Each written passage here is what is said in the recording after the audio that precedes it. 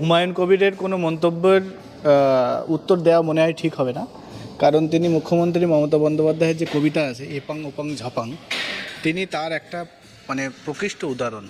তিনি একবার বিজেপিতে, একবার তৃণমূলে, আবার কখনো তৃণমূল থেকে বিজেপিতে চলে আসতে চাইবেন, ঠিক আছে? সেই জন্য উনি কি বলছেন কি না বলছেন, এটা একজন বিজেপি কর্মী হিসেবে ওনার প্রশ্নের মানে এই কথার উত্তর দেওয়া ঠিক হবে না। পশ্চিমবঙ্গের রাজনীতিতে দল ভাঙাভাঙি মুখ্যমন্ত্রী মমতা বন্দ্যোপাধ্যায় শুরু করেছেন, এটা চলতে থাকবে।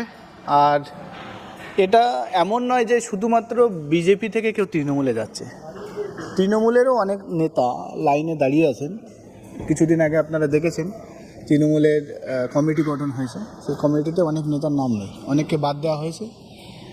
এখন তৃণমূলের মধ্যে দুটো লবি চলছে, তো একটা লবি এখন সক্রিয়, আর একটা লবির কিছু লোক হয়তো বিজেপিতে যোগদান করবেন।